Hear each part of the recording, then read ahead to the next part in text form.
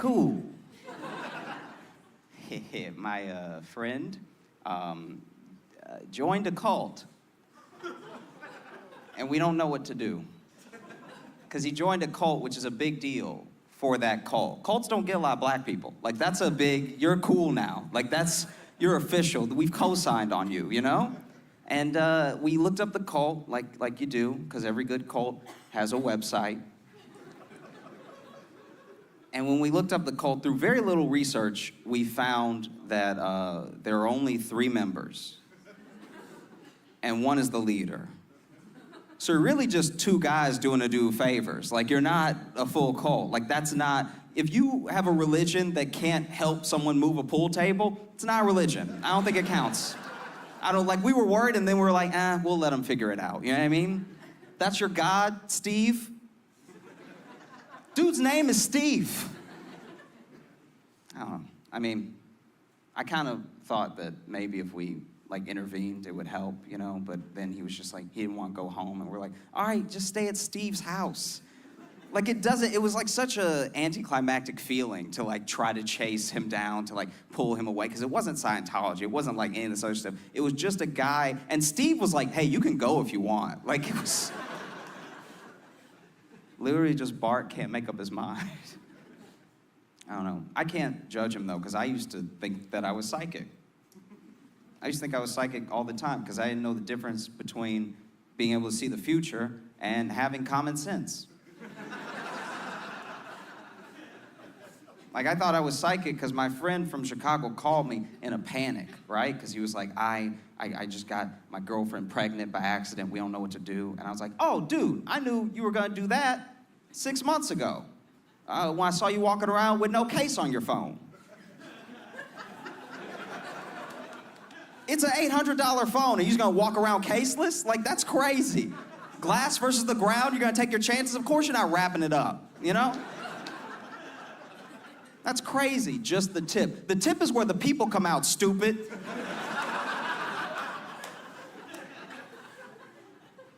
I don't know. Because I don't even know if I believe in evolution anymore.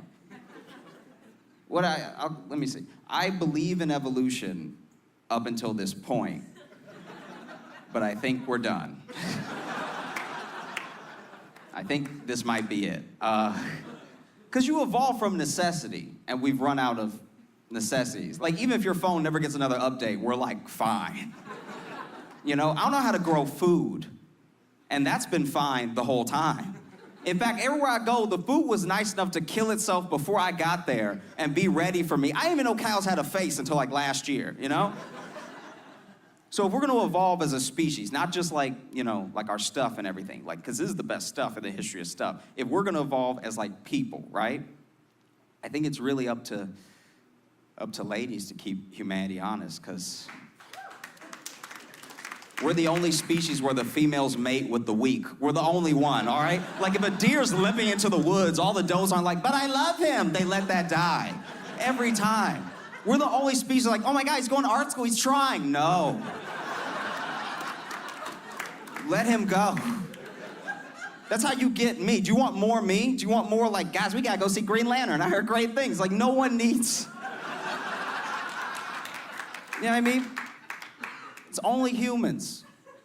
And I know it's not, I'm not judging anybody else because I'm not at the top of the alpha line. I had to return a jar of pickles to the grocery store because I couldn't open it. So I know I'm not prime real estate, you know? It's just what has to happen. Because we do so many things just because we used to do them. That's crazy, you know what I mean? I don't know what it's here, but in the States, we drug test a lot. For your job. They give you a drug test before you can start the job. If you don't know somebody's on crack, you shouldn't be the one hiring people. You know what I mean? I can spot a crackhead a mile away, you know? Just dancing, trying to sell you something you don't need. Here's a tire. I mean, that's drugs. No, you can't work here. You're on the drugs now. Come back when you're a little sober and don't do the drugs here and I'll give you the job. Because most jobs are too easy. You know what I mean? That's why robots are replacing us. You know what I mean? Sometimes people get mad at automation. I'm like, well, dude, what were you doing? The thing that doesn't speak English was like, I got this. You know what I mean? A robot that's just like washing a dish is like, yeah, it's really not that hard. You know? I've had this thing that it's been weighing on me, and I don't know, you know what I'm talking about, because you're also, you know, black. You know what I mean? Like, you get it. I'm gonna tell them something, and I know it's a secret between us, but I need to let them know. Black people, a lot of us, not all, but most, believe in a conspiracy theory that Tupac is still alive. I don't know if you guys have heard this, but it's a thing. And it really bothered me, because I'm like, no one ever says that about Biggie. He died too, around the same time. Same mysterious circumstances, but everybody's like, nah, Biggie is gone, all right? Biggie cannot be helped. Because deep down, we know if it wasn't bullets, it would have been butter. Like, we know. Come on. Look at how he was living, on and off the streets, you know? In and out of the kitchen.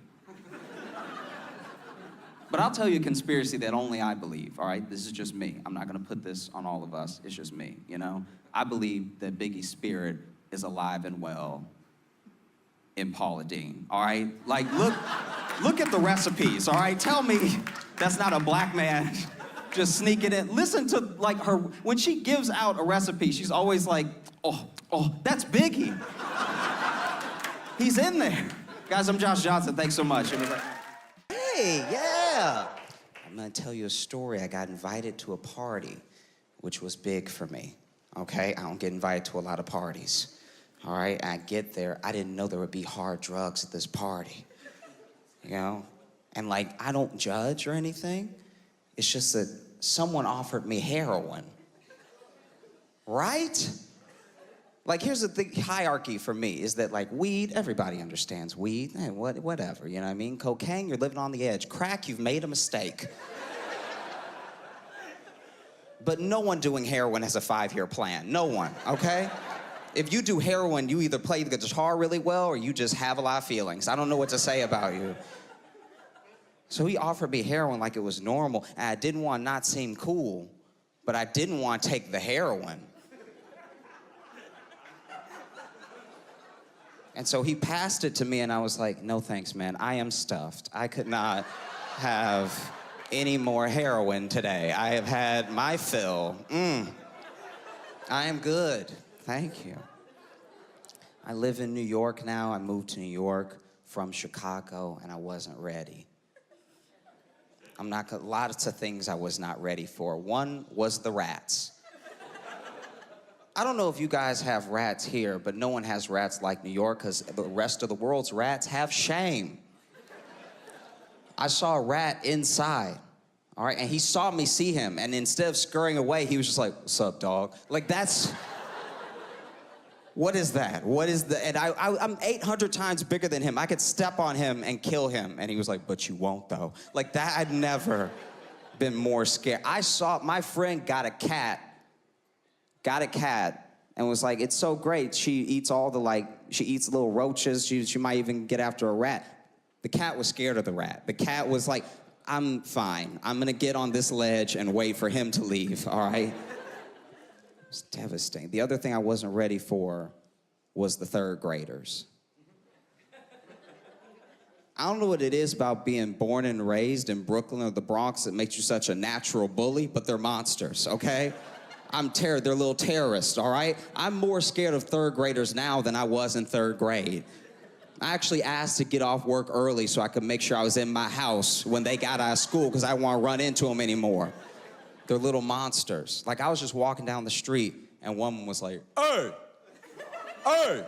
First of all, too much bass for a third grader, all right? I turned around, almost called him sir by accident. I didn't know who was talking to me. I turned, he's like, hey.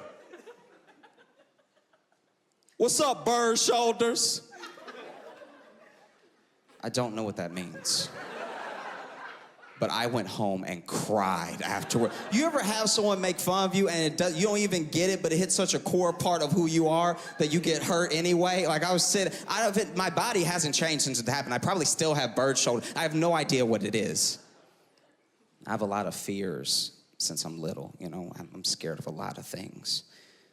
my biggest fear above like rats or third graders or anything else is just finding a dead white girl.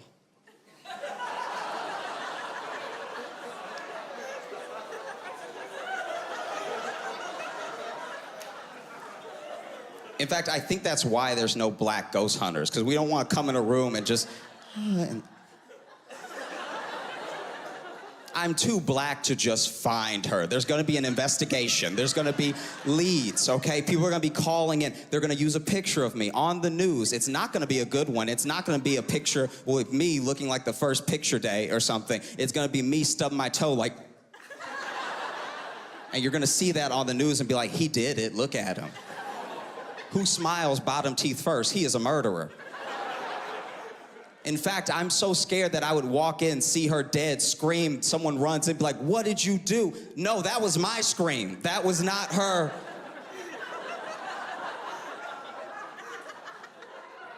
I know it's hard to believe, but I screamed the way she would have screamed had this been me to her, but please don't. Okay, I'll go to jail now, and I won't last. I had to take a flight. Another fear that's creeping towards the top of the list is tiny planes. You know? I had to take a tiny plane. I didn't think it would be a big deal. It only seated 8 people. It's the tiniest plane I've ever been on. And it was so small that there was no cockpit. So I could see the captain and the co-pilot. I could hear both of them. At one point during the flight, the captain was like, whoa! I was like, what? Oh my God, what? No, don't act like I can't hear you, sir. We're talking right now, okay? Do I need to get up and head? Don't tell me to sit down. I can't stand up. The plane's not that big. And I should have known something was wrong because I got to the gate and they wanted to weigh my carry-ons. Which never happens. But I was like, fine, backpack's 13 pounds, laptop's 4 pounds with the case. And then they were like, how much do you weigh? And I was like, how small is the plane? How small is the plane? You need to know my 125-pound body weighs 125 pounds. And then I get to the plane, I'm like, that makes sense. Okay, fair enough. It's the smallest plane I've ever been on. And like, it took, like this plane, I know it's not nice, I know it's not kind, but like, I was the youngest person on this flight by far. Everyone else was 80 and up. So a real thought I had on the flight was, this is heaven's waiting room. I gotta get out of here. This is terrible. She already looked dead. Her soul just had to step out to get to heaven. I wanna be up here with people dying. And you know that overhead compartment that's supposed to drop an air mask if there's too much turbulence? That's not there at all. It's just little Bibles fall out because you're gonna die. So you might as well get a verse in or something. You're dead, okay? It was terrible. And like, we were flying, and like I was having these heart palpitations and everything. I didn't know if I would last or anything. And then I don't know how planes work, okay? I can't pretend. I'm not a genius, all right? But at least the big planes take off right away. It took this little plane so long to take off, I thought we were gonna drive there.